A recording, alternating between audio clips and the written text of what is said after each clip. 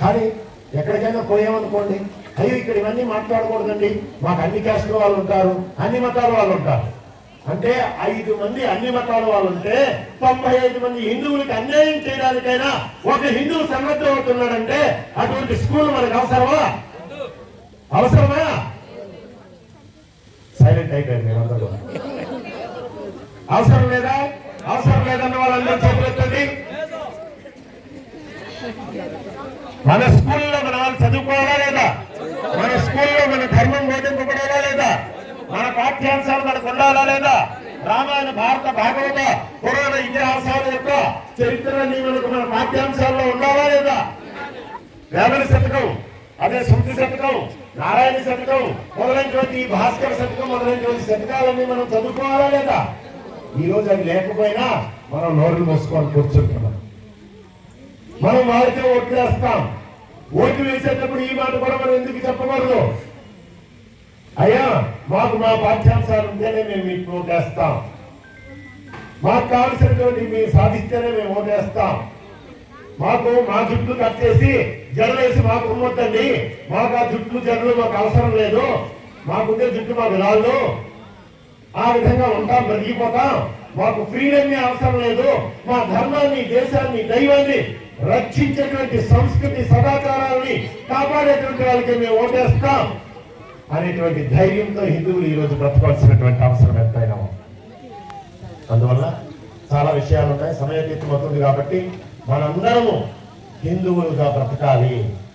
హిందువుగా బ్రతకడం అనేటువంటిది ఒక గొప్ప ఔన్నత్యము. మనకే వారు చెప్పారు, ఎవరు వస్తారు ఏదో ప్రయోగం పెడతారు, రోగాలు వాళ్ళకే వస్తాయి మనకు రావా, మనకే వస్తాయి వాళ్ళకి రావా, శరీరం ఉన్న వాళ్ళందరికీ రోగాలు వస్తాయి, రోగానికి వైద్యం కంపల్సరీ. కేవలం దేవుడే బాగు చేసేస్తాడంటే వాళ్ళ కోర్టు జాన్పాలకు పోయి హాస్పిటల్లో చేర్చవలసిన అవసరం లేదు. ఈ పాస్టర్లు అందరూ హాస్పిటల్కి మందులు తినవలసినటువంటి అవసరం లేదు. మగ్గి మాటలు పెట్టేసి, మనల్ని మాయ మాటలు పెట్టేసి వాళ్ళ వైపు లాగేసుకుంటే అజ్ఞానంతో మనం వెళ్ళిపోవడం అనేటువంటి సరైనటువంటి విషయం కాదు.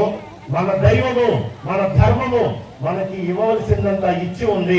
మనకు లేని సమాధానం, మనకు లేని శాంతి, మనకు లేని సౌఖ్యం, మనకు లేని సంపద ఇతర మతాల ద్వారా మనకి ఎప్పుడు రాదు, రాబోదు అనేటువంటి విషయాన్ని గుర్తుపెట్టుకొని మన వీధుల్లోకి వారు వస్తే ఏం చేయాలి?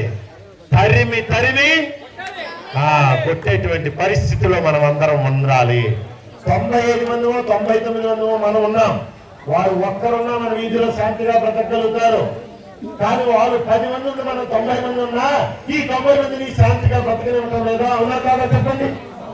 మనం శాంతిగా బ్రతకాలి అంటే వారికి సమాధానాలు చెప్పి తీరాలి.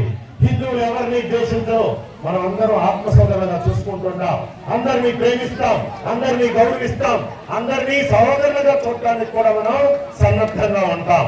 కానీ ఎవరైనా దానికి వ్యతిరేకంగా మన ధర్మాన్ని, దేశాన్ని, దైవాన్ని దూషించాడో, హీనపరుస్తాడో, కించపరుస్తాడో, దీనికైనా ప్రతిఘాతం కలిగిస్తాడంటే వారి తలకాయలు తీయడానికైనా ఈ రోజు హిందువులు భయపడటం లేదనేటువంటి విషయాన్ని మనం బయటకు వచ్చి ప్రకటించేటువంటి ధైర్యంతో ఈ రోజు హిందువులుగా మనం బ్రతకాల్సినటువంటి అవసరం ఉంది. అందువల్ల ఈ విషయాలన్నీ తెలుసుకోండి. మరి ఎన్నో ఉన్నాయి.